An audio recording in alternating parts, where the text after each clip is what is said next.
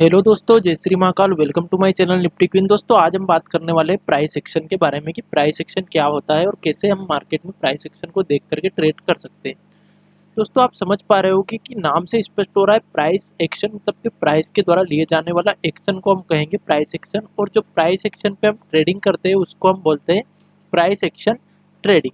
ठीक है, तो प्राइस एक्शन ट्रेडिंग कैसे की जाती है उसके लिए हमको समझना पड़ेगा कि प्राइस एक्शन क्या होता है। तो प्राइस एक्शन का सीधा सा मतलब दोस्तों ये होता है कि प्राइस किस किस दिशा में जाना चाह रही है और किस दिशा में वो अपना जो एक्शन है वो कर रही है। जैसे मान लिया जाए मार्केट में, दोस्तों मैं आपको बता देता हूँ कि हमेशा 3 फेज होते हैं। ठीक है, 3 फेज रहेंगे। बताता हूँ मैं कि कैसे रहते हैं और कौन कौन से रहते हैं। ये चीज़ें जब आप समझ लोगे दोस्तों तो आपके लिए ट्रेडिंग बहुत ही आसान हो जाएगी। दोस्तों देखिए, एक मार्केट में फेज होता है ये वाला, जिसे हम कहते हैं अप ट्रेंड। ठीक है, ये वाली प्राइस चल रही है जो अंदर, और ये इसका ट्रेंड हो गया कि ये किस दिशा में जा रही है। इसी तरह एक ट्रेंड रहता है मार्केट का ये वाला, जिसको हम कहते हैं कंसोलिडेशन फेज। ठीक है, और तीसरा एक ट्रेंड रहता है मार्केट का जिससे हम कहते हैं डाउन ट्रेंड। ठीक है, मतलब कि मार्केट धीरे धीरे धीरे धीरे करके नीचे आ रही। कभी भी दोस्तों मार्केट ना तो ऐसे ऊपर जाती है ना ही कभी नीचे आती है। चाहे आप कोई सा शेयर देखोगे या कोई सा इंडेक्स देखोगे तो आप उसमें देखोगे अधिकतर आपको यही चीज़ें दिखेगी कि या तो मार्केट एक अप ट्रेंड में चल रही होती है या फिर मार्केट एक कंसोलिडेशन जोन में चल रही होती है या एक डाउन ट्रेंड में चलती रहती है।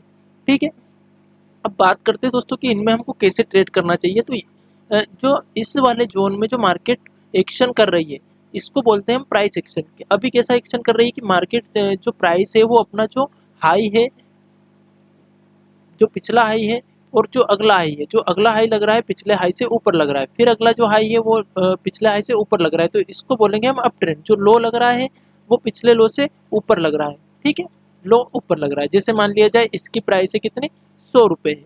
ठीक, तो इसका जो फिर लो लगेगा वो कितने का हो जाएगा, अगला वाला लो लगेगा वो 95 का हो जाएगा। ठीक है, ये 95 का हो गया। अब ये जो पिछला वाला इसका लो था ये कितना था, ये था 85। ठीक है, 85 से मार्केट कितने पे चली गई, 100 पे चली गई। फिर मार्केट कितने पे आए, 95 पे आए। फिर मार्केट कितने पे चली गई, 115 पे चली गई। मतलब कि जो इसका अगला हाई लगा ये कितना लगा, 15 रुपये ऊपर का लगा। फिर जब इसका लो लगेगा तो वो इससे ऊपर लगेगा, मतलब कि ये मान लिया जाए अपन ने 100 रुपये का लगा। ठीक है, इस तरह से एक मार्केट क्या करती है, अप ट्रेंड में काम करती है। तो इसको बोलते हैं हम प्राइस एक्शन। दूसरा, मार्केट एक कंसोलिडेशन जोन में काम करती है। कंसोलिडेशन जोन को हम क्या कहेंगे कि जैसे मान लिया जाए मार्केट यहाँ पे 100 रुपये की प्राइस सपोर्ट ले रही है और इधर देखो तो 115 की प्राइस से रेसिस्टेंट ले रही है। फिर मार्केट यहाँ पे 100 रुपये पे आ रही है, फिर 115 पे जा रही है, तो इसको बोलेंगे हम कंसोलिडेशन जोन। और डाउन ट्रेंड किसको बोलेंगे, मान लिया जाए यहाँ पे मार्केट में जो प्राइस है वो 100 रुपये की है। ठीक, इसके बाद जैसे मार्केट नीचे आएगी तो 95 हो जाएगी। फिर मार्केट जब ऊपर जाएगी तो कितनी हो जाएगी उसकी, सॉरी मान लिया जाए ये 90 हो जाएगी। तो फिर कितनी हो जाएगी, ऊपर जाएगी जब 95 हो जाएगी। फिर मार्केट जब नीचे आएगी तो प्राइस कितनी हो जाएगी, 80 रुपये हो जाएगी। मतलब कि जो हाई था उससे जो दूसरा हाई लगा वो क्या लगा, छोटा लगा, मतलब 5 रुपये कम लगा। इसी तरह जो लो था, लो से जो अगला वाला लो लगा वो क्या लगा, छोटा लगा। तो इसको बोलेंगे अपन डाउन ट्रेंड। और अप ट्रेंड किसको बोलेंगे, जिसमें प्राइस लगातार बढ़ रही हो। और कंसोलिडेशन फेज, जिसमें मार्केट एक ही किसी जोन में घूम रही है। दोस्तों मैं आपको जरा सी थोड़ी सी प्राइस एक्शन से हट के एक बात बताना चाहूँगा। दोस्तों जब भी हम जो रिटेल ट्रेडर है वो क्या गलती करते हैं, इस वाले जोन में ट्रेड करने की कोशिश करते हैं। मतलब सीधी सी बात मैं आपसे ये कहना चाहता हूँ कि हम हमारे जैसे जो रिटेल ट्रेडर है, नॉर्मल ट्रेडर है, जो नए नए ट्रेडिंग करने के लिए आते हैं, वो क्या करते हैं, ये चीज़ों को ध्यान नहीं देते हैं। और वो गलती ये करते हैं कि जब मार्केट इस फेज में रहती है तब भी ट्रेड करना चाहते हैं, और ट्रेड को ऐसा कर लेते हैं कि रोज करना उनके लिए बहुत ज़्यादा जरूरी हो जाती है। मतलब वो समझते हैं कि मार्केट में ट्रेड करना ही है, चाहे मार्केट किसी भी जोन में हो, किसी भी जगह पे चल रही हो, हमको ट्रेड करना है। और यही हमारी सबसे बड़ी गलती कहलाती है दोस्तों। जो प्रोफेशनल ट्रेडर रहते हैं वो हमेशा मार्केट में या तो इस वाले ट्रेंड में ट्रेड करेंगे या इस वाले ट्रेंड में ट्रेड करेंगे। वो कभी भी ऐसी मार्केट में ट्रेड करना पसंद नहीं करते, प्रोफेशनल ट्रेडर की मैं आपको बोल रहा हूँ। ठीक है, और हम क्या करते हैं, ऐसी मार्केट में भी ट्रेड करते हैं और फिर एक ट्रेड नहीं करते, बहुत सारी ट्रेड करते हैं। जैसे ही मार्केट ऊपर जाती है तो हम क्या करते हैं कि चलो अब तेजी आ गई, यहाँ पे हम सी की पोजीशन बनाते हैं या बाइंग पोजीशन बनाते हैं। कुछ भी जैसे शेयर है तो उसमें खरीदना चालू करते हैं, वहीं से मार्केट नीचे आने लगती है, फिर से हम घबराहट में उसको बेच देते हैं। क्योंकि हमको ये चीज़ का नॉलेज नहीं रहता है कि मार्केट में यहाँ पे वापस से सपोर्ट भी आ रहा है, तो यहाँ तक अपने को रुकना है। देखिए दोस्तों, जब भी कोई सी ट्रेड ली जाती है प्राइस एक्शन को देख के, तो वो ये चीज़ें देख के ली जाती है कि मार्केट ने पिछली बार किस जगह पे सपोर्ट लिया था, किस जगह पे मार्केट ने रेसिस्टेंस लिया था। और सपोर्ट के पास में खरीदारी, रेसिस्टेंस के पास में बिकवाली की जाती है हमेशा प्राइस एक्शन में। यही ट्रेडिंग की स्ट्रेटेजी बनती है। ठीक है, इसी तरह जब मार्केट अप ट्रेंड में रहती है, देखिए दोस्तों मैं आपको इसमें प्राइस एक्शन तो बता ही रहा हूँ। प्राइस एक्शन तो बहुत ही सिंपल चीज़ है। प्राइस का जो एक्शन है वो देख के हम ट्रेड करते हैं, उसको प्राइस एक्शन बोलते हैं। जैसे ये ऊपर जा रही है तो इसको बोलेंगे अप ट्रेंड, इसको बोलेंगे डाउन ट्रेंड और इसको बोलेंगे कंसोलिडेशन फेज। इसके अलावा मार्केट में बहुत सारे पैटर्न भी रहते हैं। प्राइस एक पैटर्न भी बनाती है, जैसे कि इस तरह का पैटर्न अगर मार्केट ने बना दिया तो ये भी एक प्राइस के द्वारा बनाया गया पैटर्न है। तो इसको क्या कहेंगे अपन, हेड एंड शोल्डर पैटर्न कहेंगे। ठीक है, इसी तरह ये वाली नेकलाइन हो जाएगी इसकी, ये इसके शोल्डर हो जाएंगे, है ना, और ये इसका हेड हो जाएगा, इसको हेड एंड शोल्डर बोलते हैं। इस तरह का अगर मार्केट ने पैटर्न बना दिया तो इसको हम डब्ल्यू पैटर्न बोलेंगे या फिर इसको डबल बॉटम पैटर्न बोलेंगे अपन। ठीक है, अगर इस तरह का मार्केट ने पैटर्न बना दिया तो एम पैटर्न बोलेंगे। कप एंड हैंडल पैटर्न, बहुत सारे पैटर्न मार्केट में होते हैं। उसके लिए भी मैं आगे जाके आपको सारे पैटर्न पे भी वीडियो बना के दे दूंगा दोस्तों, कोई दिक्कत वाली बात नहीं है। बट अगर अभी ये बात कर रहे हैं प्राइस एक्शन की, तो प्राइस एक्शन में ये तीन चीज़ें बहुत ही ज़्यादा इंपॉर्टेंट रहती है। उसके बाद चौथी चीज़ क्या रहती है, जो पैटर्न बनाती है मार्केट, उनको समझना, वो भी प्राइस एक्शन के अंतर्गत ही आ जाएंगे। ठीक है, तो अब यहाँ पे अगर हम देखें तो इस जगह पे हम क्या गलती करते हैं, मैंने आपको बता ही दिया। जब भी मार्केट में ट्रेड करनी हो दोस्तों तो ऐसी जगह पे मार्केट में ट्रेड की जाती है। रोज ट्रेड करना बहुत ही ज़्यादा इंपॉर्टेंट नहीं रहता है। ट्रेड करना हमारे लिए ज़रूरी नहीं रहना चाहिए, हमारे लिए ज़रूरी प्रॉफिट करना रहना चाहिए। दोस्तों मैं आप ही की तरह एक रिटेल ट्रेडर हूँ, इसलिए मैं आपकी भावनाओं को समझ सकता हूँ। मैं खुद भी इन भावनाओं से निकला हूँ। अभी भी मेरे में इमोशन रहते हैं, ऐसी बात नहीं कि इमोशन मुझे नहीं आते, बट मैं उन इमोशन को दबा करके मेरी जो एनालिसिस रहती है, जो मेरी टेक्निकल नॉलेज रहता है, उसके ऊपर मैं ट्रेड लेना की ज़्यादा फोकस करता हूँ, अपने इमोशन को दूर रख करके। और मैं यही आपसे चाहता हूँ कि आप भी ऐसी ही ट्रेड करें जिसमें इमोशन नहीं हो, जिसमें आपके मन की कुछ भी नहीं चलनी चाहिए, जो चार्ट बताता है उसकी चलनी चाहिए। जैसे अब यहाँ पे प्राइस हमको दिख रही है कि मार्केट ऐसे चल रही है, तो हमें कभी भी ऊपर की साइड में बाय कभी नहीं करना है। गलती हमारी यही हो जाती है। जैसे ये तो मैंने लाइनें खींच दी, अब जैसे मान लिया जाए ऐसे मार्केट चल रही है, ठीक है, कभी ऐसे कभी ऐसे। अब हम क्या करते हैं, गलती ये करते हैं कि इसके ये वेट करते हैं कि कब मार्केट इसका ब्रेकआउट दे दे। ब्रेकआउट वाली स्ट्रेटेजी भी सही है, बट उसमें दिक्कत क्या आती है, जैसे मान लिया जाए मार्केट ऐसे चल रही है ना, अब मार्केट का रेसिस्टेंस क्या रहता है, एक जोन रहता है, एक लाइन नहीं रहती। मान लिया जाए यहाँ पे मार्केट ने रेसिस्टेंस लिया, हमने इस लाइन को रेसिस्टेंस मान लिया और मार्केट जरा सी इसके ऊपर निकली, निकलते से ही अपन ने इसमें बाइंग की पोजीशन बना ली और मार्केट जस्ट फिर नीचे आ गई। तो इसमें क्या होता है, हमारा स्टॉप लॉस ज़्यादा बार हिट होने की संभावना रहती है। लेकिन अगर हम ऐसा सोचे कि चलो ठीक है मार्केट ऐसे गई है फिर ऐसे गई है, चलो इसको अब अगला लो लगाने दो, वहाँ पे अपन बाई की पोजीशन बनाना चाहेंगे, क्योंकि हमको ये तो पता नहीं रहता कि मार्केट कब इस बॉक्स से निकल जाएगी। मान लिया जाए यहाँ पे से ही मार्केट बॉक्स से निकल गई, तो इसमें खुलते से ही एंटर होने की बजाय हम ये देखें कि मार्केट में कब रिट्रेसमेंट आता है, वापस से जब नीचे आएगी और फिर ऊपर निकलेगी, तब हम यहाँ पे सी की पोजीशन बनाएंगे या बाइंग पोजीशन बनाएंगे तो ज़्यादा प्रॉफिट में रहेंगे। क्योंकि यहाँ पे फिर क्या होगा, हमारा स्टॉप लॉस छोटा हो जाएगा अगर इस प्राइस एक्शन पे हम ट्रेड लेंगे तो। और अगर हम इसके ऊपर ट्रेड लेंगे, जैसे मान लिया इसको निकलते से ही हमने ट्रेड ले ली और मार्केट फिर से अगर नीचे आ गई, तो हमारा स्टॉप लॉस तुरंत हिट हो जाएगा। और ऐसा होता ही है, जनरली ऐसा होता है। क्यों होता है उसका कारण मैं बता देता हूँ दोस्तों। इसमें क्या होता है, बिग प्लेयर या ऑपरेटर आपको ट्रैप करने की कोशिश करते हैं। जनरली हम जैसे जो रिटेल ट्रेडर है उनको ट्रैप करने की कोशिश की जाती है ऐसे समय में। क्यों की जाती है, क्योंकि ये जैसे मान लिया जाए मार्केट ने कोई सा बॉक्स बनाया है, तो और जो बहुत पुराना हो चुका, मतलब 3 दिन से मान लिया जाए मार्केट इसी बॉक्स में घूम रही है। जैसे एक ये बॉक्स में निफ्टी का आपको बता देता हूँ, ये वाला बॉक्स हमको मार्केट में भी बनता हुआ दिख रहा है ना, लाइव भी दिखा देता हूँ मैं। ऐसे गई मार्केट, फिर ऊपर आई, फिर ऐसे गई, फिर ऊपर गई, फिर नीचे आई, फिर से ऊपर जा रही है ना। तो अब ये बॉक्स का जब भी ब्रेकआउट होगा, अब हमारी यहाँ पे स्ट्रेटजी क्या रहनी चाहिए, कैसे हमें इस प्राइस एक्शन को देख करके ट्रेड लेना चाहिए। हमने देखा कि एक बार मार्केट ऊपर गई, फिर नीचे, एक बार नीचे आई, फिर ऊपर गई, फिर मार्केट नीचे आई।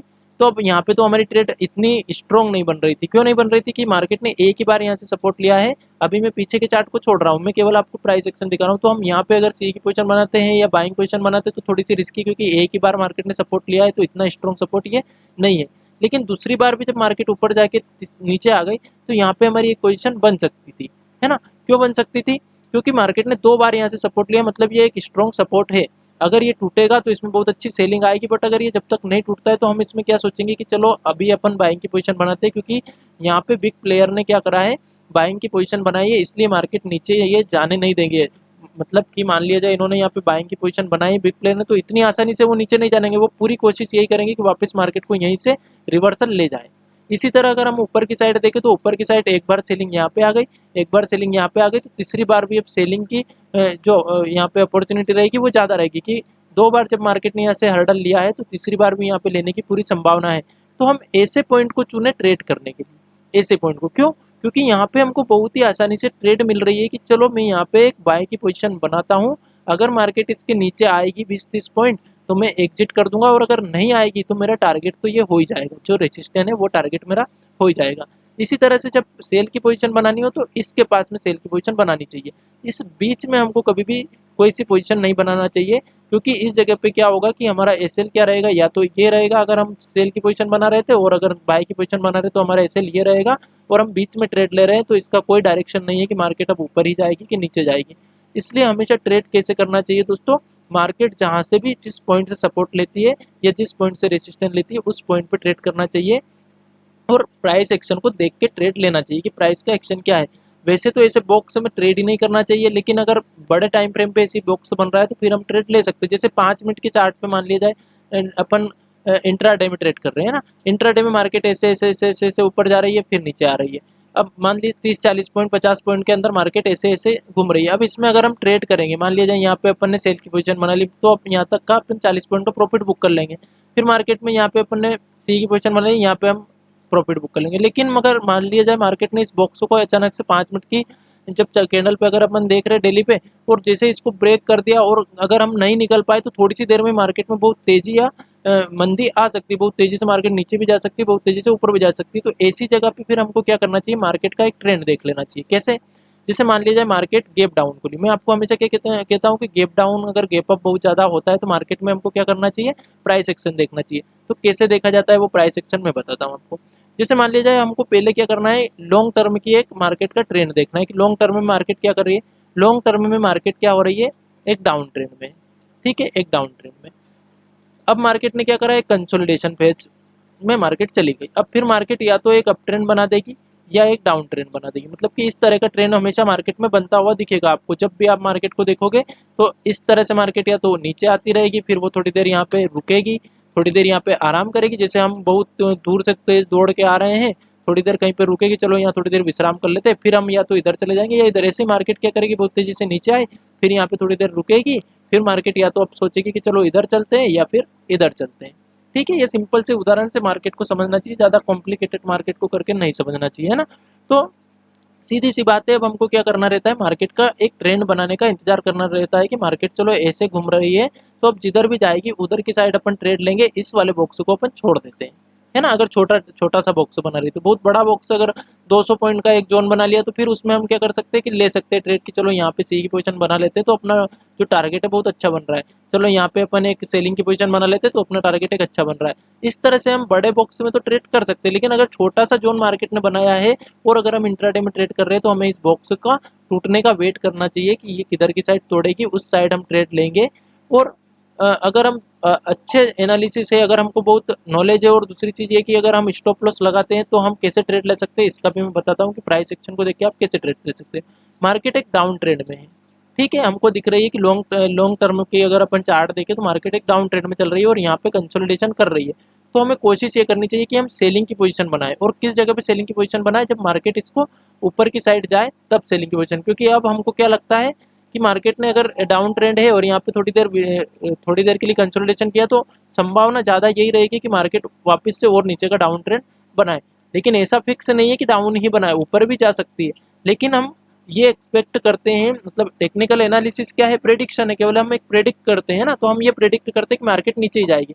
तो हम यहाँ पे पी की पोजीशन बनाने की वजह यहाँ तो हमारी डेफिनेटली बनती है, क्योंकि मार्केट ने यहाँ पे बहुत देर तक कंसोलिडेशन किया और यहाँ पे अच्छा स्ट्रॉन्ग सपोर्ट बना लिया, तो यहाँ पे सेलिंग आनी चाहिए।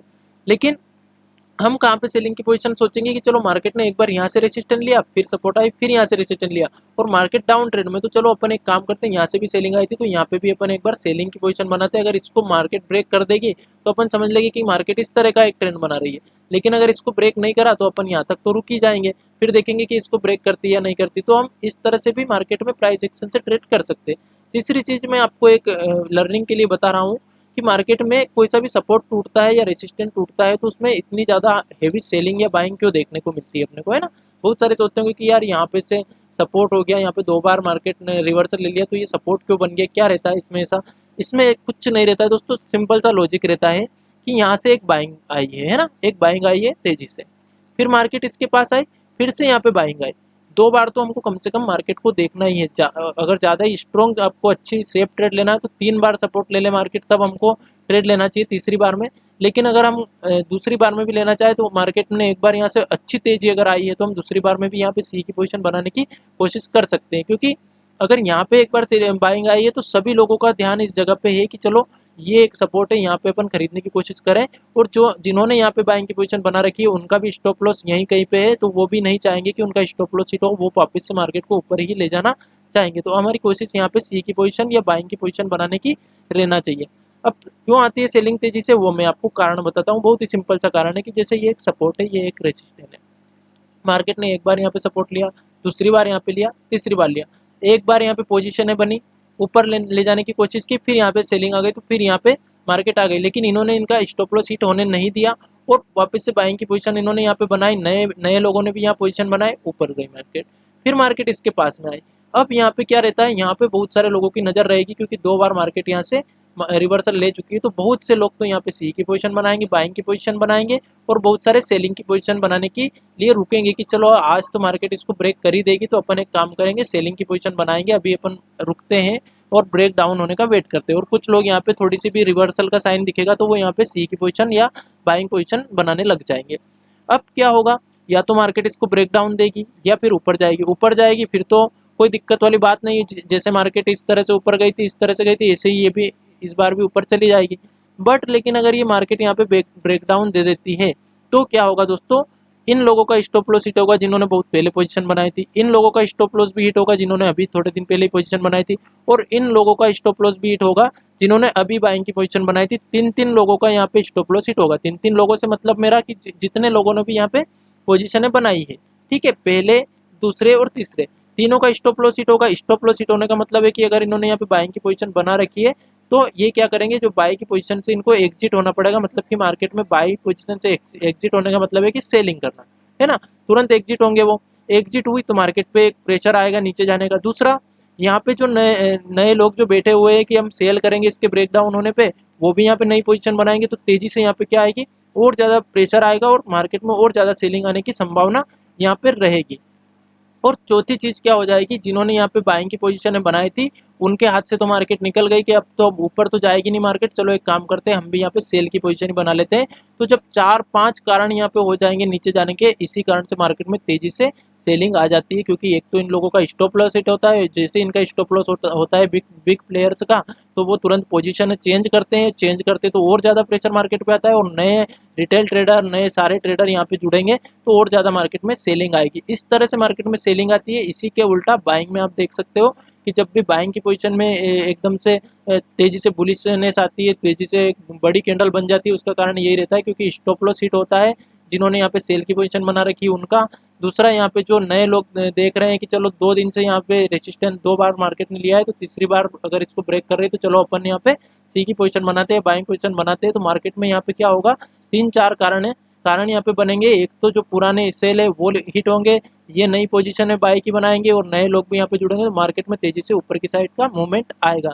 इस तरह से मार्केट दोस्तों ट्रेड करती है। तो हमने इस चीज़ में क्या, इस पार्ट में हमने क्या सीखा, मार्केट एक ट्रेंड में चलती है, या तो अप ट्रेंड रहेगा या डाउन ट्रेंड रहेगा या फिर एक कंसोलिडेशन फेज रहेगा। हमको कंसोलिडेशन फेज में ट्रेड करने से बचना चाहिए, हमेशा एक ट्रेंडी मार्केट में ट्रेड करना चाहिए। रोज ट्रेड करना कोई ज़रूरी नहीं होता है, चाहे हम 10 दिन में 2 दिन भी ट्रेड कर लेंगे और 2 दिन में भी अगर हमने अच्छा प्रॉफिट कर लिया तो वो 10 दिन का जो लॉस है उससे हम बच जाएंगे। और यही सबसे बड़ी बात रहती है दोस्तों, इसी को बोलते हैं एक सक्सेसफुल ट्रेडर का दिमाग, एक रूल है ना, क्योंकि रूल जब तक हम नहीं बनाएंगे तब तक हम सक्सेस नहीं हो सकते हैं। रूल के ऊपर भी मैं आगे वीडियो लाने वाला हूं दोस्तों। अगर आपको आज का वीडियो अच्छा लगा हो तो वीडियो को लाइक कीजिएगा एंड चैनल को सब्सक्राइब कीजिएगा। और मेरे हर वीडियो में आपको डिसिप्लिन मिलती है और मैं डिसिप्लिन की बातें करता ही रहता हूँ, इस कारण से वीडियो थोड़ा बड़ा हो जाता है, इसके लिए मैं आपसे क्षमा चाहता हूँ दोस्तों।